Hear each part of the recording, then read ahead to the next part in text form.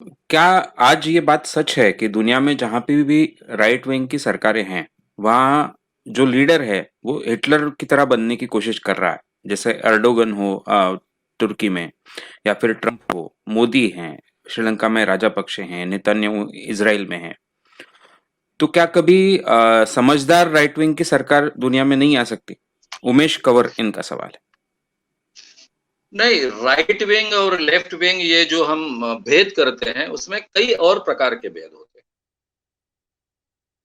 Right wing में एक हिस्सा ऐसा होता है कि जो पूरी तरह से कैपिटलिज्म को स्वीकारता है। 100% कैपिटलिज्म होना चाहिए ऐसा मानता है। और फिर कैपिटलिज्म 100% होना चाहिए और उसके साथ में विकास होना चाहिए, ये बात के साथ में लोकतंत्र होना चाहिए इसका आग्रह नहीं होता है, डेमोक्रेसी होनी चाहिए इसका आग्रह नहीं होता है। ऐसा भी विचार रखने वाले को राइट विंग कहा जाता है। राइट विंग आणि लेफ्ट विंग में एक बेसिक फर्क है। समता का आग्रह रखने वाले को लेफ्ट विंग कहा जाता है। समता के साथ में बंधुता आती है, यानी समता और बंधुता, इक्वेलिटी एंड फ्रेटर्निटी, इसका आग्रह रखने वालों को लेफ्ट विंग कहा जाता है और समता का आग्रह न रखने वाले को राइट विंग कहा जाता है। यही फर्क है केवल राइट और लेफ्ट विंग में, ये दोनों विचारधारा हो, लेकिन उसमें अलग अलग शेड्स है। राइट विंग के कुछ विचार करने वाले लोग होते हैं, वो लोकतंत्र के साथ में कैपिटलिज्म होना चाहिए ऐसा बोलते हैं, ये उसके बारे में आग्रही होते हैं।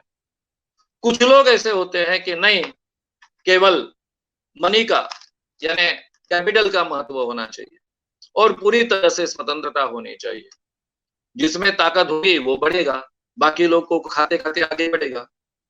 जीवस्य जीवनम, ये जो नेचर का एक नियम है, नेचर के नियम के अनुसार अर्थशास्त्र चलना चाहिए, ऐसे मानने वाला एक बहुत बड़ा तबका भी अपने आप को राइट विंग कह सकता है। तो इसलिए ये अलग अलग बातें हैं। कई कंट्रीज ऐसी है, जैसे अभी इंग्लैंड है, इंग्लैंड में बार बार राइट विंग की सरकार आती है। वो आमतौर पर आर्थिक स्वतंत्रता को बहुत मानते हैं, लेकिन वहां के सब लोग हुकुमशाह बनने का प्रयास नहीं करते हैं। वैसे देखा जाए तो जर्मनी में तो लोकतंत्र ही था, लोकतांत्रिक तरीके से हिटलर चुन के आया था और बाद में वो डिक्टेटर बना था। कई देशों में ऐसे डिक्टेटर बने हैं, कई राइट विंग के भी डिक्टेटर बने हैं और लेफ्ट विंग के जो कम्युनिस्ट धारा के विचारधारा के लोग हैं, वो भी बड़े पैमाने पर बहुत देशों में डिक्टेटर बने और उन्होंने काफी बड़े बड़े नरसंहार भी किए। हालांकि रशिया में भी बहुत बड़ा नरसंहार हुआ, चाइना में भी बहुत बड़ा नरसंहार हुआ। तो ये अलग अलग चीजें हैं।